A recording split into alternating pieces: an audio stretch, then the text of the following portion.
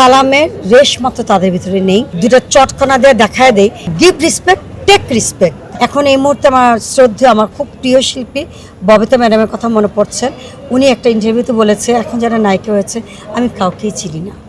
আজকেও একটা মেয়ে তাকে পরিচয় করে, ওনাকে চিনেছ? উনি কিন্তু আমাদের সেই নাম করা এবং কিংবদন্তি একটা নায়িকা, কখনো প্রচার করে না নিজেকে।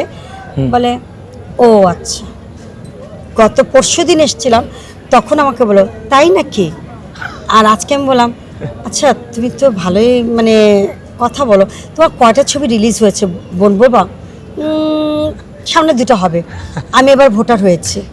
আমি যে ও আচ্ছা।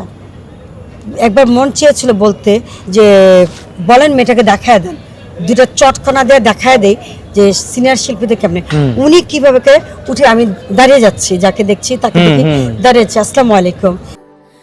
স্যান্ডেলিনা সো, রূপচর্চায় আভিজাত্য। এই খসরু ভাই আসছেন, শামসুল আলম ভাই আসছেন, যারা যারা সিনিয়র শিল্পীরা আসছেন, রোজিনা ম্যাডাম বলেন, প্রত্যেকটাকে আমি সালাম দিচ্ছি। এটা হচ্ছে পারিবারিক শিক্ষা। কোনো এক শিল্পী বলেছে আমি আপনার কি বলে আপনার সোশ্যাল ওয়ার্ক করে, ওখানে সোশ্যালিজম এসে পাশ করেছে।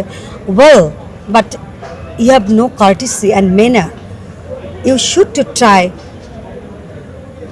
अपने टीम respect,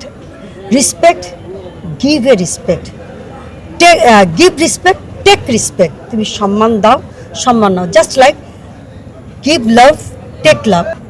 পরে আমাকে স্যার বলেছে ঠিক আছে আপু, ছোট আপু হিসেবে ক্ষমা করে দাও। আচ্ছা কয়বার ক্ষমা করা যায়?